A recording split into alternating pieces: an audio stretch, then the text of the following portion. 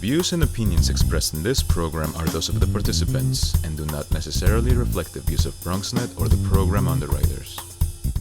And hello, everyone. Welcome to the Social Justice Forums. I am Daren, Jaime, and of course, we thank you for joining us. For people who ask the question, what are the Social Justice Forums about? Well, it's an opportunity to have conversation, a deeper understanding of many of the inequities that many people face across the city, the state, and our nation. We also promote civic engagement and bring you some of the best guests that can share in their topic-related field. So stay with us. The Social Justice Forums starts right now.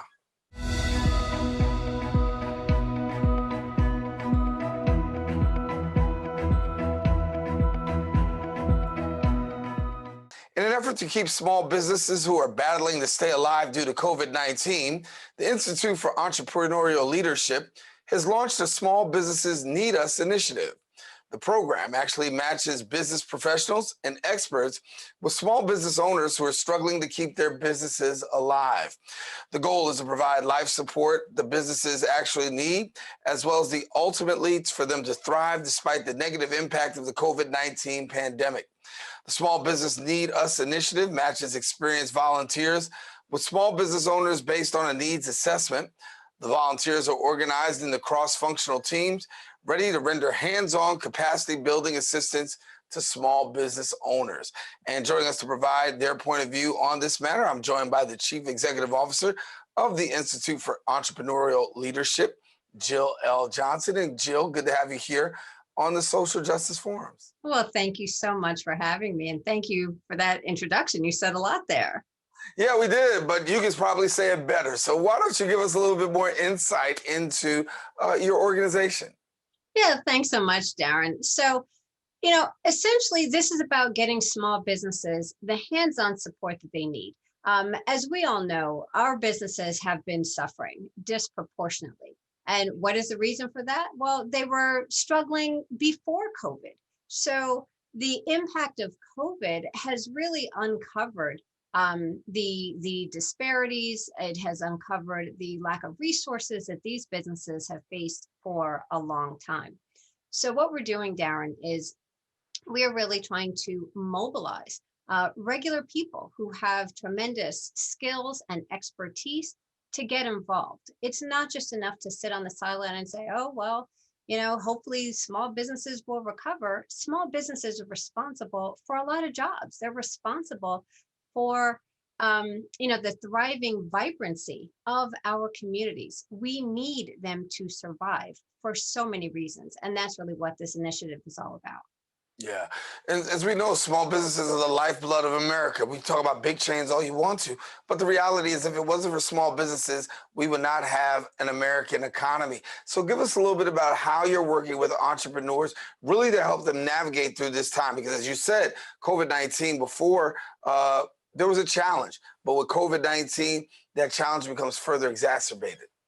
Absolutely. And so what it is, as I mentioned, that we're, again, involving and activating business professionals, people who have skills. They might be accountants or they do marketing work in their regular everyday job.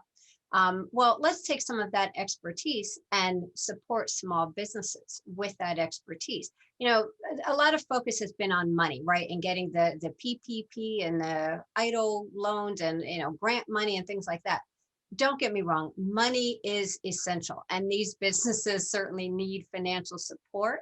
But in addition to that, just think about the fact that some of them have been running their business and doing what they do every day for years and years and years. And so trying to now pivot, trying to change direction, trying to figure out a new way of operating just isn't what some of them are equipped to do. And so we need people to help them do it. This is not just training. There's also a lot of training now, get trained to do something. As a business owner, you are juggling so many different things. We know that you need that these business owners need more than just training. They need people to get hands-on and help them to figure things out. When we talk about giving them training and assistance, that's needed, but I want to talk about the Need Us initiative. That's an initiative that you have. Share with us a little bit about how that works. Yeah, it works. So businesses sign up. They'll go to the website. They will sign up through the application. We better understand what their needs are.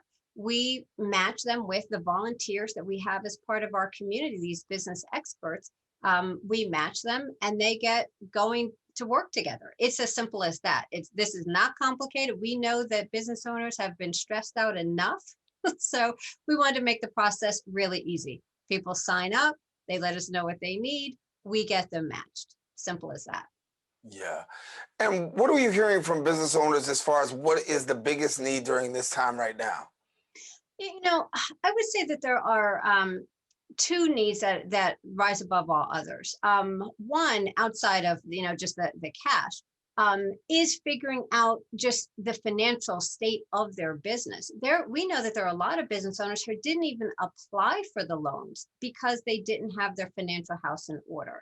That's really disturbing. So we have people who can help to do financial projections, who can help to figure out how much money do you even need to keep the business afloat. So that's one, really helping business owners get their financial house in order.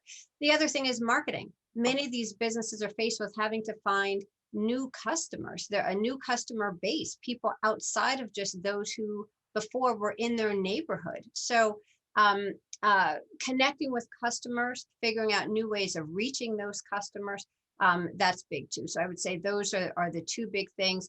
And then following that would be operations. How do you operate in this new world of COVID? What is it that you have to change? Maybe there are different things you have to take into consideration with your employees. So that's another big one. Yeah. And so I want to also have an opportunity to talk about the women of color and the work that you're doing there. As we talk about entrepreneurship, we also talk about the fact that women of color are those who are probably on the forefront right now of trying to get a lot of things going. You're doing some great work with them as well. Talk to us about that. So we launched several years ago an initiative called Women of Color Connecting. And the focus was on connecting women of color who have the potential to grow, scale, and exit with the champions, allies, and investors who support them. It's all about relationship building. We really believe that building relationships is at the heart of getting access to resources for business owners. All right, well, walk me through this here right now as we talk about where we are as a society trying to navigate through COVID-19. How has it been for your organization in terms of staying in touch, staying connected, and helping businesses stay alive as a lot of us are forced to stay indoors? Wow, that's a good question. We have been really, really busy because our focus is on helping small businesses and helping entrepreneurs and founders who are under-resourced and trying to get to the next level. So we have been extraordinarily busy. I will tell you that in some ways, we have been able to reach out to people more because there's no longer really the excuse of I'm traveling, I'm in between all of these different meetings. So we have actually found it easier to connect with people, especially volunteers, the people who we are recruiting as volunteers. They are no longer having the commute time that they had. So now people with having a little bit extra time, we're trying to get them to think about using that time in support of small businesses. So we are, of course, this is devastating for small businesses, but the environment has created one where I think we're able to actually get more people involved. You spoke a little bit about the environment. Talk to me about this environment. Has this environment actually produced more entrepreneurs given the fact that people are actually staying at home? Well, I would say it's producing more entrepreneurs, more small business owners and sole proprietors because jobs are going away. So I think that is the unfortunate byproduct. For some people, they will be able to make that work. For others, it's going to be very difficult to go from whatever job they had to now trying to make it on their own because it's just a whole different world. So it's tough. Well, we're moving into the second phase of the PPP loans, and we know that that's not the solution for everything, right? it's a help. But what are you hearing from businesses that you're being connected to with regards to PPP? Again, it's a help if you can get it. And then if you know what to do with it once you get it. There are some banks that are doing a lot of outreach. I would say that people need to not just apply blindly, but actually get connected with someone at the institution. There are CDFIs, community development financial institutions, that are also, in addition to big banks, doing these PPP loans. In addition to applying, though, and really even before you apply, you need to know how you are going to use that money to keep your business afloat and to turn your business around. There is no reason to take out loans if you haven't figured that out. All you're doing at that point is just getting yourself more and more in debt. So, getting that expertise, getting that help, if you don't know how to do that on your own, that is essential. And that is one of the things that we can help you to do. Yeah. So for people who want to get more information in terms of the assistance that you offer and the services that you provide, how do they go about doing that? Yeah, so we have our website. We're at the Institute for Entrepreneurial Leadership, but we created a website just for the Bronx because we really want to make our resources available to Bronx small businesses. So people can look at growmybronxbiz.org. That's biz, B-I-Z, growmybronxbiz.org. All righty.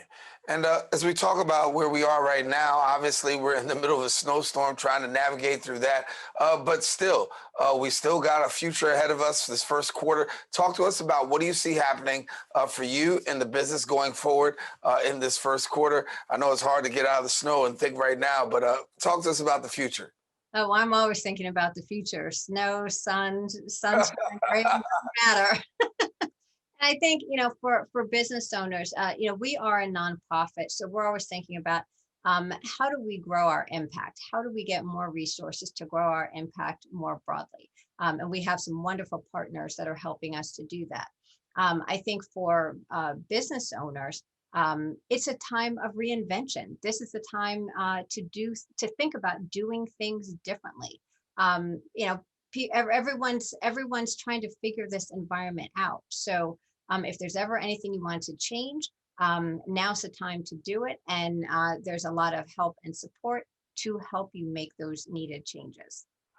What can you give us in terms, Jill, of information with regards to some of the challenges that maybe we're not so connected to when we talk about entrepreneurs, small business? We know a lot of them are struggling right now, but give us a little bit more insight into maybe some of the things that we don't know that maybe the public should know. Well, I think, one of the things that we keep talking about is government support for small businesses. And sure enough, government, small businesses need the support of the government at all levels. However, they also need the support of regular individuals, right? So not only through the way in which we're talking about volunteering expertise, but there may be a business that does need capital. There could be a few people from the community that get together and say, you know what, we have the resources, we can provide the funding for this community.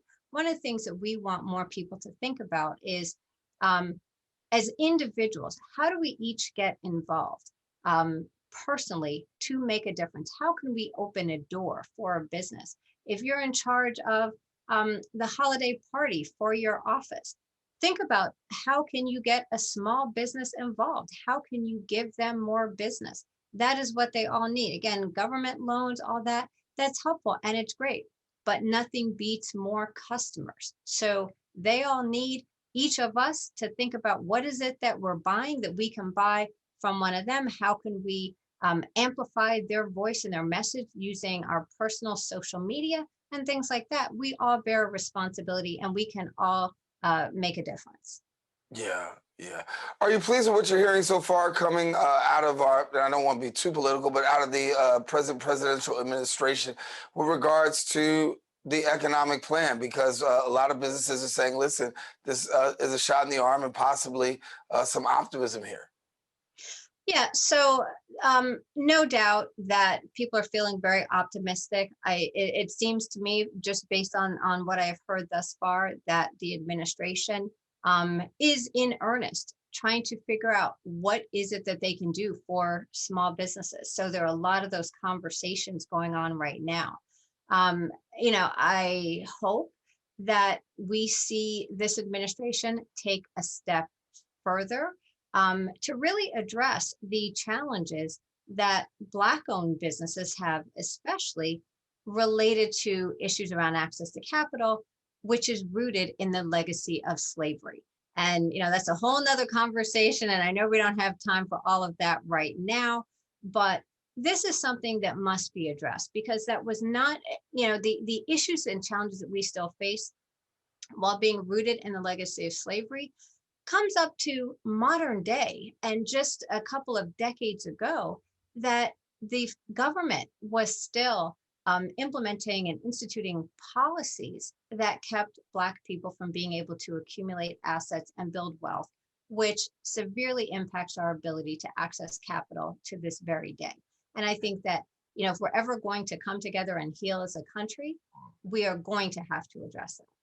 Yeah, how do we break that? I mean, we only have a couple minutes left, but how do we really intentionally break that so that way we can see more businesses have that access to capital? Because we know that's the major barrier that most people talk about when it comes to businesses. It's life or death. Yeah, and really the reality is that the majority of businesses are funded by personal savings, and that's personal savings that Black people do not have, again, for all the reasons that we just discussed. I think that there has to be a recognition that this issue is actually not about diversity and inclusion. There are a lot of diversity efforts, and we have to get everyone involved, and we have to be inclusive. That's all great, but the issues that Black people face are separate and apart from broader DEI. So I think that there has to, one, just be that recognition, and then we have to seek to address those issues and resolve to make some sort of restitution separately. Going forward, as we look, we're optimistic, hopefully, about the future economically, hopefully, optimistic for small businesses and entrepreneurs. Before we leave, just give me a quick opportunity for you to share, for those who are thinking about entrepreneurship, particularly at a time like this, what advice would you give? One, there are great businesses that are created all the time during times of adversity. So really think about, what is it that people need? Where is there a void? Not just what it is you like to do, but where is there a need that you can fill in the market that people are willing to pay you to do? So it's as simple as that, really, but it's about being innovative, finding your audience, start small, test it out, spending as little money as possible and get going. Yeah, learning how to successfully pivot. I guess that's the way you can say it, right? Learning how to pivot, but really, again, trying to identify what the market need is. Because if you're starting a business, if you're pivoting, you need to figure out and understand where the market is going so you can be there to make that money in helping people with that need. All right. Jill Johnson, thank you so much for being with us here on the Social Justice Forums, giving us some much needed information. Thank you much. Thank you, Daren. All righty. And guess what? We want you to stay with us. We still have more shows. The Social Justice Forums continues. We'll be back right after this. When taking public transportation, don't touch your phone. Carry hand sanitizer and use it immediately upon leaving the bus or train. Avoid touching your face. If someone is coughing or sneezing, move away. Wash your hands with soap and water as soon as possible. Limit contact with poles. If possible, avoid rush hour. Don't eat or drink on public transportation. Keep your bag off the floor or other surfaces. Avoid directly touching turnstiles. Stay up to date with the latest from your local health department and CDC.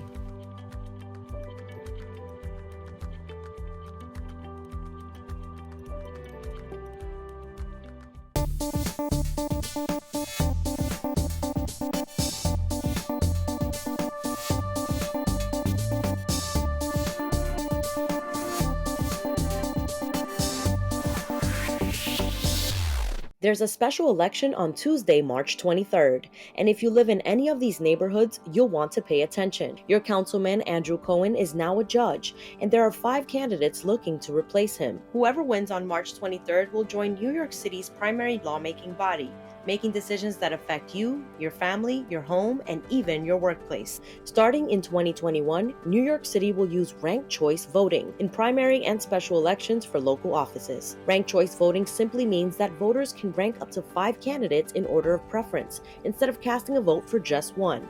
You can still vote for just one candidate if you prefer. You can learn everything there is to know about the District 11 City Council race and the candidates by visiting ballotpedia.org and riverdalepress.com. Stay informed, and most importantly, make sure you mail your absentee ballot the day before Election Day on March 23rd, or safely head out to the polls to have your vote count and your voice heard. And welcome back to the show. 400 Years is a program that's helping individuals unlearning racism through the body, storytelling, as well as deep listening.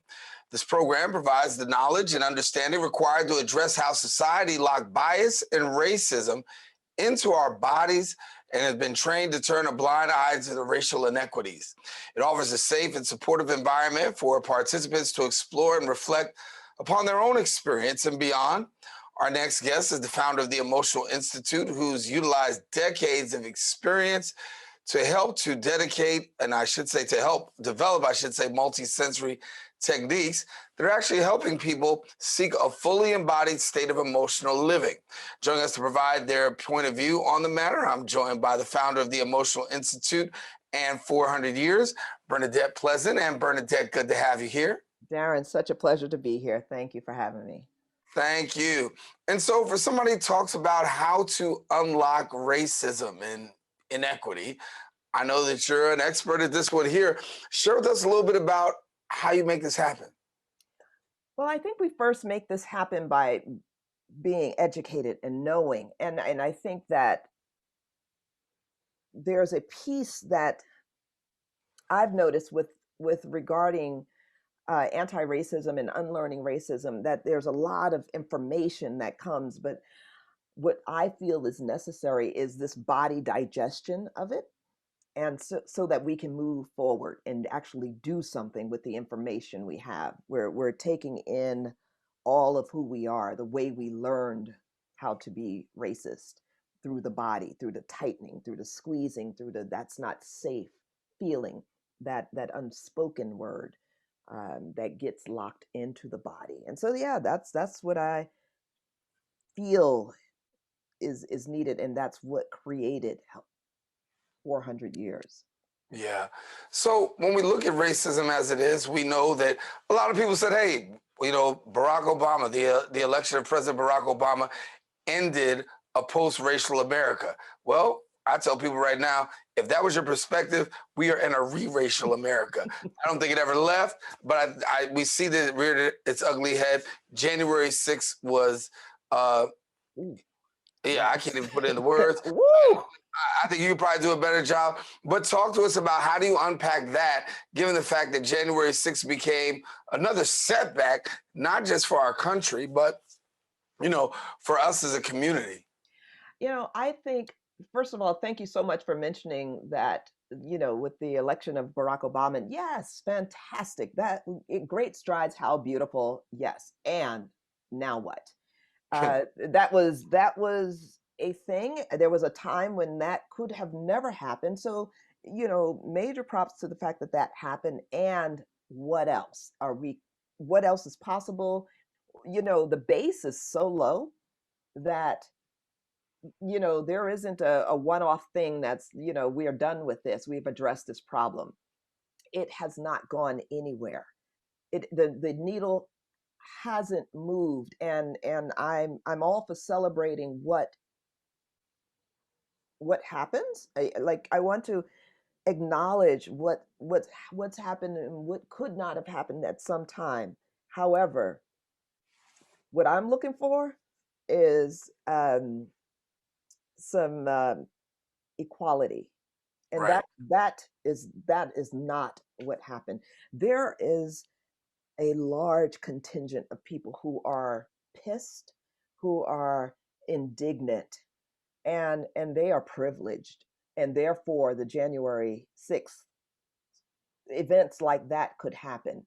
They were inspired to go and do that and to be found right.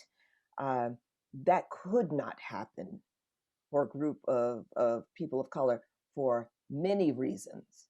It would have looked very different. But I'm grateful for the 6th of January because I think these public experiences of what lives and what we rub shoulders with, go to work with, just this people with those points of views, just that they're out there, and I'd much rather see them. I'd like to. Much rather see them because I think that's where the growth comes from, not from when they're hidden. Yeah, take the sheets off. Let's see you, so that then let everybody see you. So now we start to get on some equal footing, as opposed to we're making this up. This doesn't really exist. This is some construct that we have created. Well, I think it definitely proves the fact that, yeah, when you look at January 6th, people have said this for a long time, the blatant racism that has gone on in this country, people have swept it under the rug. And it's even hard to watch right now, to watch people who act like that really didn't happen. It didn't happen. And yeah, and so let me go here and talk about this. Would you have somebody that's a racist? Then you have somebody that's, heavy on bias. How do you get to the place? Because you do it emotionally, right? How do you get to the place where we can unpack unlearning racism and unlearning bias? When we are trying to unpack and unlearn, we have to look at where it began. We have to look at how did they get here? Because otherwise we're trying to deal with the right now and not the seed where this began to develop. And so there's there are people who got the word. They were told this is right, this is wrong, these people aren't safe, or whatever. Wherever that fear that lived in the body, it was passed on generationally. There are people who got the verbal indoctrination of this. There are also people who got it through the body, and the combination of the two. And I'll give you this example. We know what it's like when our parents or those older than us, we know when they're comfortable in their bodies, when they're relaxed, when they're around people they feel safe with, or at home, and just what have you. And then when they're around others that they don't feel comfortable with, they may not say, I'm not comfortable around this person, but you notice their body language. You notice the tightening, if they're holding your hand, the squeeze, the way they draw you in close to them. That's the body experience of fear and distrust, of old stories learned. Whether it's true or not is another story. Is there anything a real threat to you? But that's a whole nother story. But that learning through the body, imagine, I think of women who are pregnant and who, when they squeeze and tighten, just because they're feeling fear or distrust in their body, that is transmuted into the DNA of the child they are carrying. So this awareness of I'm not safe here, this isn't okay, people who don't look like this, my body isn't safe around them, it is deep seated. Taking a look at it and saying, where did you learn this? Is it true? What's happening in your body right now? And just acknowledging it. Are you safe? Can you have a conversation? Have you ever had a conversation with those you are afraid of? How about we come to the table and have this conversation? Because that's what I'm interested in doing. I have to cohabitate with these folks, and my grandkids have to cohabitate with these folks, and I would like for it to get better. And I think that comes from acknowledging what is happening in our bodies. I don't need more statistics. I know how horrid the past is, and the current state of affairs. What I want to do is take notice and say, hey, what's going on? So share with me a little bit about the Institute and the work it does to emotionally unpack, because for those who've experienced racism, are victims of racism, and then those who want to really unpack racism, maybe it's your history, right? To do that is a deep emotional dive, but this is your specialty, right? It is a deep emotional dive, and it takes a lot of courage. It takes a ton of courage. I'm trying not to use four-letter words here, but it takes that much courage. Yeah. F ton of courage. And to go into the places and look at how am I feeling, to talk about and acknowledge the disgust that is felt in the body, the righteous indignation that people of color have. And most of my clients that are coming to 400, I do get people of color, but for the most part, these are white folks trying to unlearn, and they want to go someplace safe. And I'm not trying to sugarcoat anything. What I want them to do is come, bring their fears, notice what's happening here in the body. Let's talk about it. Let's have real storytelling conversations. I know it's uncomfortable. Stay right there. We're going to be uncomfortable together because I've been uncomfortable for a long time, and so have Hmm. my people. And so, what I'm going to do is create a container where I want to digest this. I want to talk about this. And then I'm going to task you to go and do something with the information that you have learned. That is, have but stay with this, keep coming to the table. That's what we do. We do this thing called we're inviting them to the table. I entertain a lot in my house, or used to, post COVID, pre-COVID, and I love that feeling of coming to the table. But more than that, I love welcoming people. And I know that comes from my people. It's what we do. I love welcoming people. Feel safe, get comfortable here, relax, relax. You're Right. welcome. And that's my invitation to people, to let's keep coming to the table. And we use the example of setting the table. Every meal ain't for you. Every dish you might not love. There might be times when you need to push away and stretch. Notice what's happening in your body. Are you able to digest what we're talking about right now? Pay attention to what's happening, because I need your mind to be here. I need your spirit to be here, so that more can come in, so that change could be made. And I know for people to feel change, they can't feel shamed, they can't feel judged, they have to feel safe. It is not my job to create a safe container for white folks to come to. We work this table where we're both creating this safe container so that we both can be here and do work through that. Talk to me about the reception that you get, particularly you brought up that a lot of your clients are white. So how does that feel for them? Of course, you mentioned being uncomfortable, but talk about their stick-to-itiveness. Is there a stick-to-itiveness to actually stick through this process? Because it is navigating through a whole lot of stuff, and I'm sure there's some guilt, resentment, anger, just to name a few, and probably you can give me some more adjectives to go along with that as well. Guilt, resent, anger, and that was just the black folks. Like, so my folks. So one of the things that I am very much aware of is it is uncomfortable talking about this, and it's a give and take. It's an awareness of what's happening here for the team that's providing this, and just many of my programs I do alone. When this came to me, and I have to admit, this came to me right after, a few weeks after George Floyd's murder, when Mm. I was getting calls from people and clients. And they're like, hey, wait, I don't know what to do, and I want to help. And I'm thinking, you can't help me right now. You can't help me in that state of I want to do something right now, because they wanted to find a solution instantly. And I knew, that's, first of all, there are no instant solutions. We didn't get to that 8 minute and 46 seconds in an instant. It was slow that something like that could happen so casually.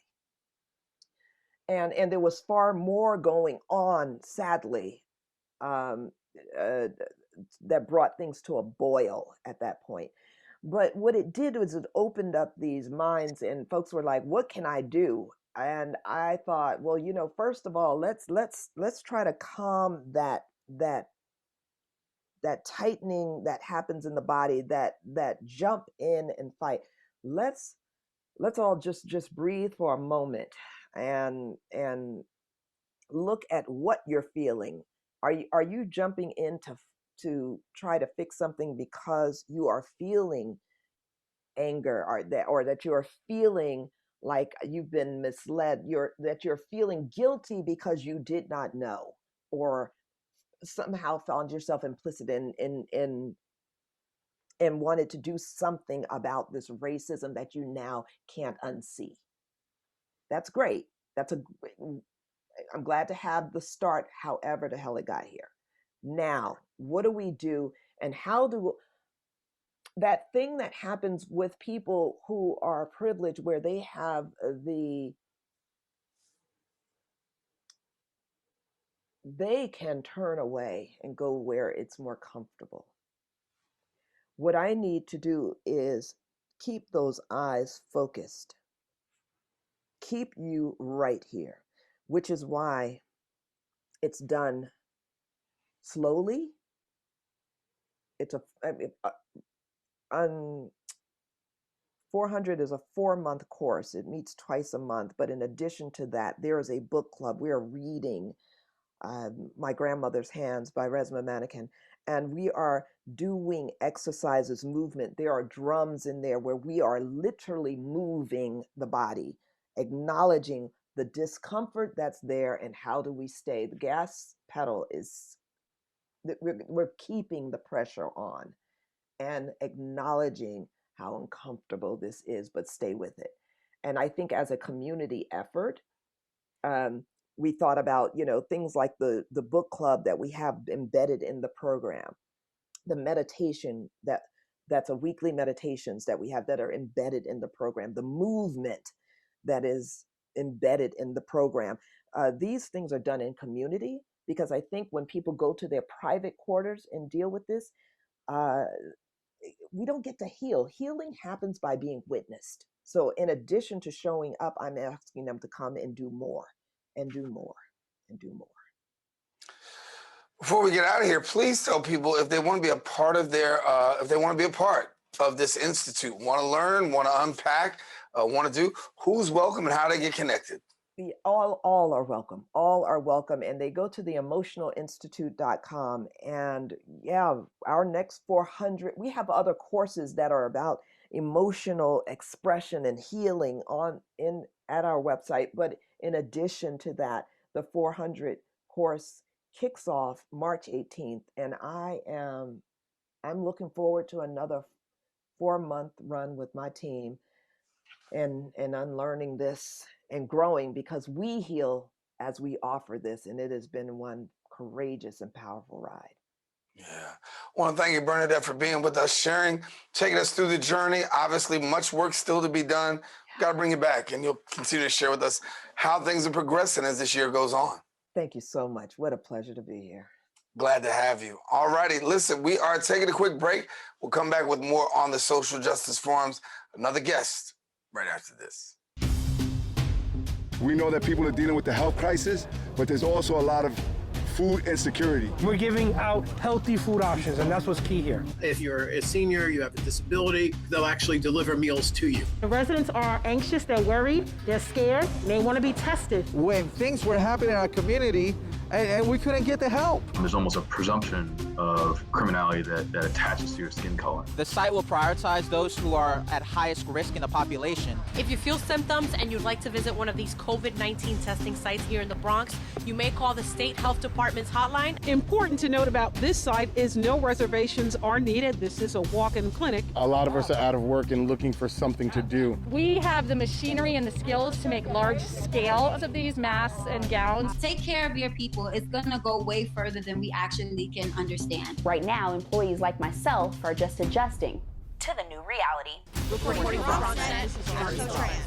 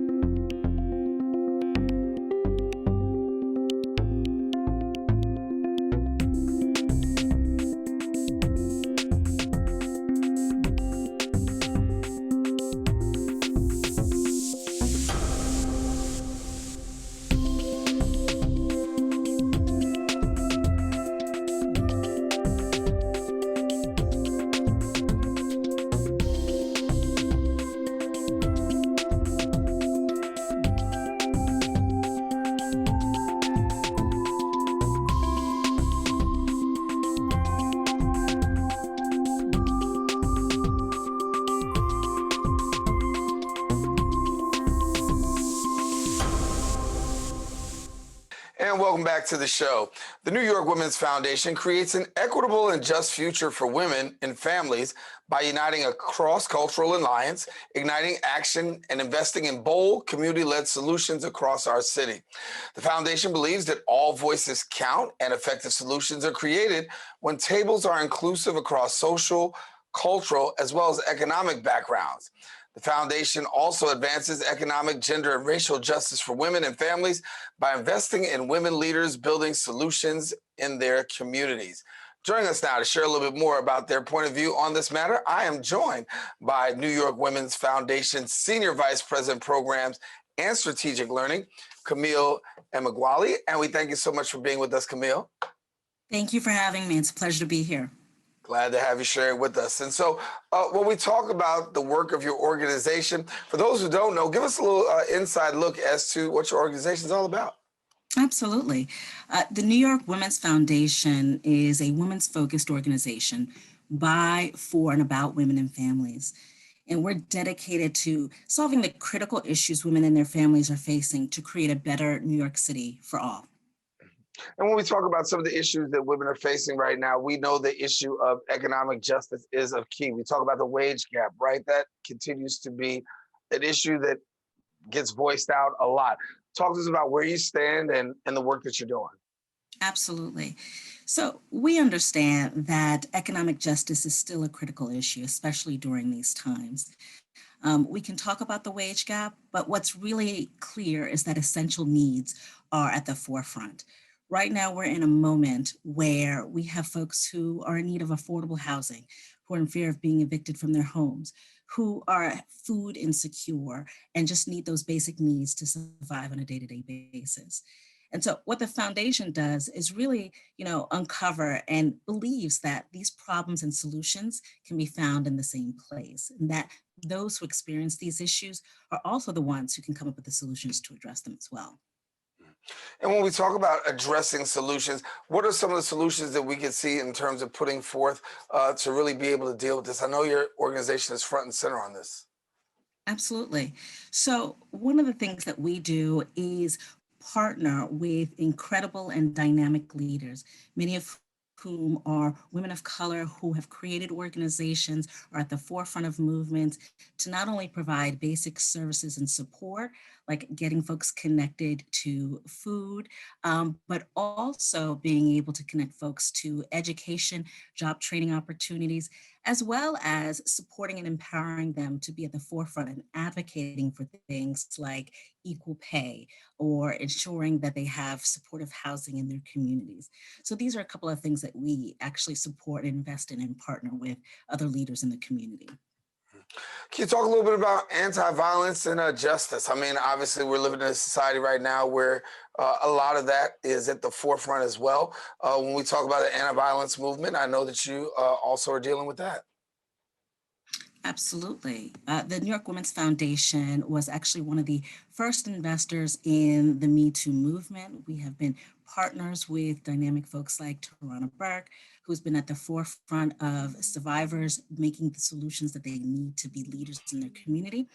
But we're also partnering with dynamic and amazing organizations and leaders who are doing the on-the-ground work to combat issues of anti-Black racism, against police brutality, supporting women who are moving outside of violent situations in their home or even in their workplace. And so what we do is look to continue to direct our attention to helping these communities by supporting the organizations that serve them every day. And so you do have a tremendous amount of partnerships and working with a lot of organizations. Talk about the power of partnership and what you guys have been able to accomplish. Oh, absolutely. Many of our grantee partners have been doing incredible work, like supporting incarcerated individuals and their families, domestic workers, immigrant communities, individuals with disabilities, and even survivors of domestic or sexual abuse. And so what we do is work hand in hand with our community partners to find these uplifting solutions that quickly and directly address these critical problems. So that could be anything from supporting community housing. It could also be service provision. But what we make sure we do is that these small organizations and these leaders of the movements at the forefront survive and thrive. And so for people who want to be connected or be a part of it, how can people be a part of the foundation? Oh, well, that is easy. You can absolutely go to our website, www.nywf.org. We are also on social media, on Twitter, on Instagram, Facebook, all of those things. And what's wonderful is because we are a public foundation, a community foundation, we welcome all partners to join us from any moment of grant making to investing in these organizations to actually being the leaders that we invest in. So we look for all ways in which we can partner with community. How's COVID-19 impacted the work that you've done? Obviously, we've had to move a lot of things virtually, of course, but give us a little bit about how COVID-19 has actually impacted the work that you do. Oh, absolutely. It's been a terrible time and especially challenging time for many of the nonprofits who have been really in the shadows of COVID-19 because they have been facing limited resources, fewer volunteers, decreased fundraising opportunities, and they are oftentimes the essential workers in community providing social support, food banks, meal services, and even safety support when needed. And so it really is a time and an obligation for us to ensure that people have basic needs. What the foundation did last year was launch a new fund called the COVID-19 Response and Recovery Fund, in which we provided $1 million worth of grants to organizations that are helping women, trans communities, and their families who've been impacted by COVID-19. As we know, New York City remains the epicenter of the COVID-19 epidemic in the United States. And although we were at the forefront of actually supporting immediate needs, we know that there continues to be more work that needs to be done. We need to support these essential workers, which include nonprofit workers. We need to make sure that we still address critical issues like housing and food insecurity and safety in community. As you know, because of these lockdowns in communities, because of these barriers to keep folks out of the school, we've seen an uptick in violence in community. And so what we look to do is be a strong partner in investing in those who are ready and willing to help any day.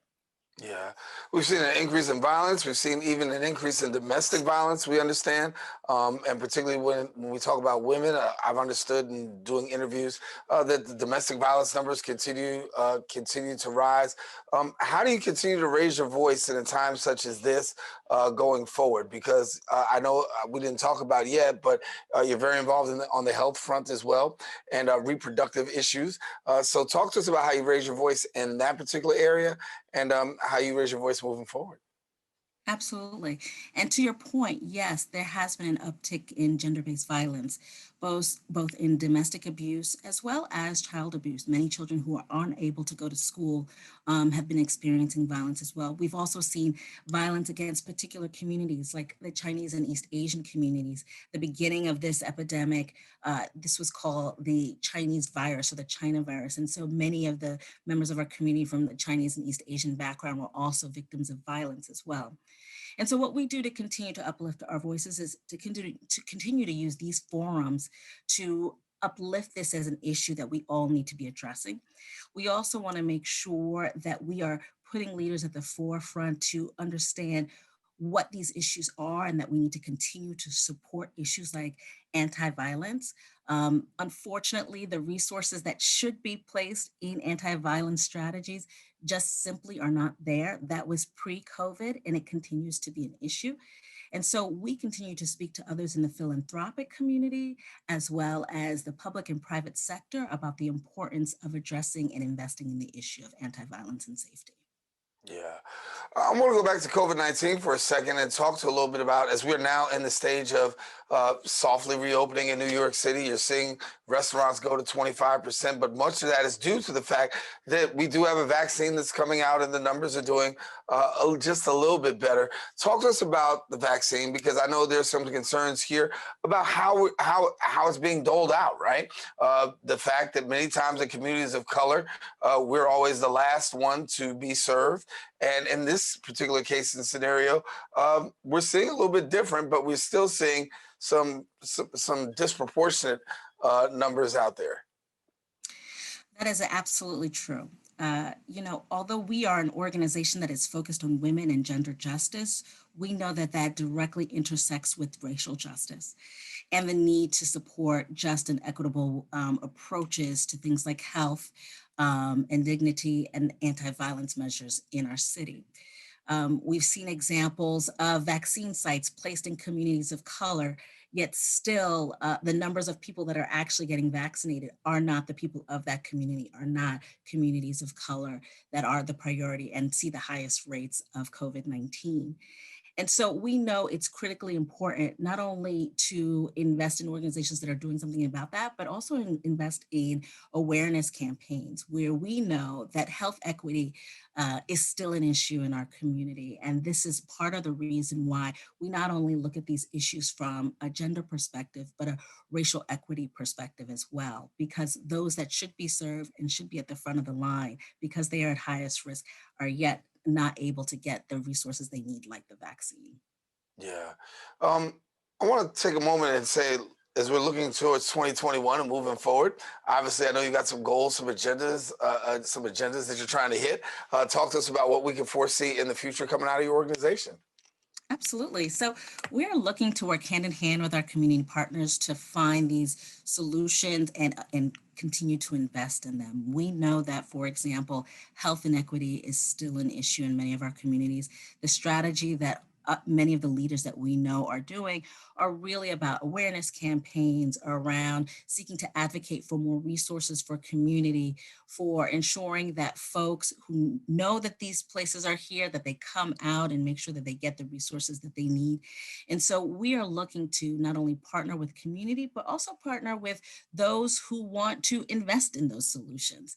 There are many donors who are part of the New York City landscape and fabric of our community that know that without their partnership, we wouldn't be able to get this work done. So we'll be looking to partner not only with those on the ground, but those who are willing to partner with us to help. Yeah. In the policy work that you do, obviously you have to engage in the political landscape, of course, advocating towards politicians with this being an election year, even though we just got out of a presidential election. Talk to us about, the support that you've been getting from government. Has there been enough support around the policy issues? Is there that open ear, and not just an open ear, but an ear that's going to transcend into some results? Great point that you're making. I think that oftentimes when we talk about civic engagement, folks only think about it every 4 years when there's a presidential campaign.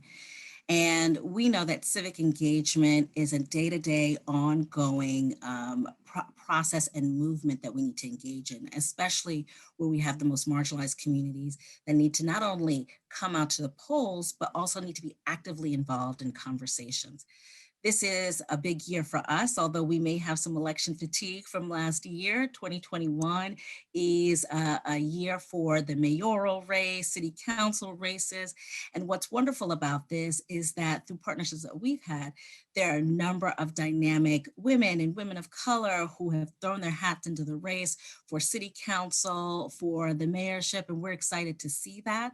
But what we're also excited to see is that folks feel like they are part of the conversation. And we want to create more partnerships where we have more forums for people to be part of that conversation, to listen to the issues that matter to them, to participate that.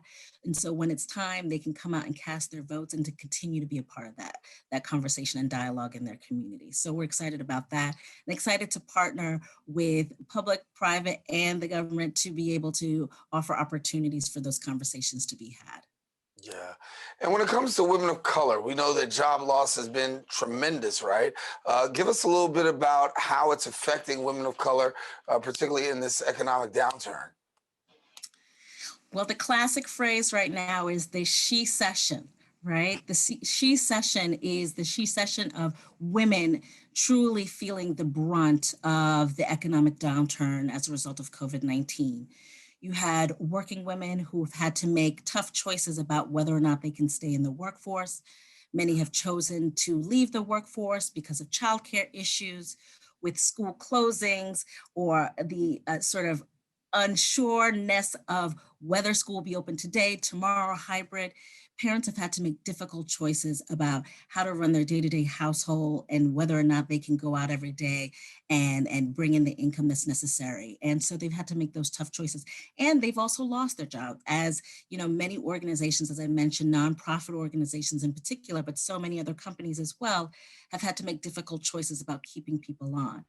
And so we know that it is a tough time for women right now. Childcare, particularly universal affordable childcare, needs to be at the front of the conversation. We also need to think about re-envisioning the workplace for a place where women can not only survive, but thrive in the workplace.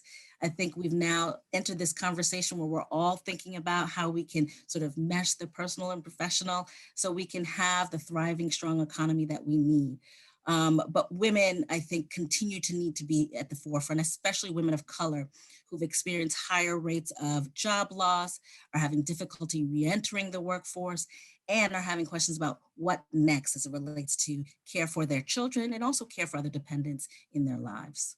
Outlets for women to be able to discuss that, because you highlight some very key critical points here, and it's hard to navigate. And in the season of isolation, are there support services that are presently available for women to be able to be connected? Absolutely. On our website, we have a number of organizations that we serve that are part of those conversations.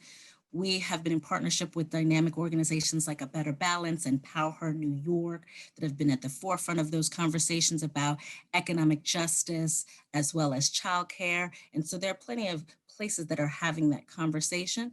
But this is also connected to that point around civic engagement, which is not just around elections, but we also think it's important to partner with our local elected officials who should also be participating in part of those conversations as well. Because this is not an issue that can be solved just by one person or one organization alone, but all of us working in partnership together to really think about how we can shift the tides economically and ensuring that women and women of color in particular are not left out of the conversation. Yeah. And before we go, you get the last word. Anything else you want to share about the foundation, the organization? Well, I just want to say that the foundation has always been a community of generous, dynamic folks who are fighting against the tide and making sure that we take risks to support what are seen as underinvested causes before they enter the mainstream conversation. And so we invite folks to join us, not only in conversation, but in investment of these communities, because we are who we're waiting for. Camille, thank you so much. We got to leave it there, but pleasure talking to you. And of course, we got to have you back and you can continue to share more of the great work that you guys continue to do. Thank you, Daren. It's a pleasure to meet you. All righty, pleasure to meet you.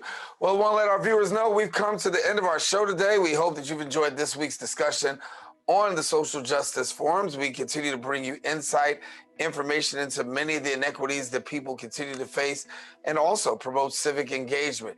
We thank you for joining us here. Of course, you can watch the recablecast here on BronxNet TV, and then also be sure to tune in on our website, BronxNet.org, where you can find out about some past episodes as well as this present one as well.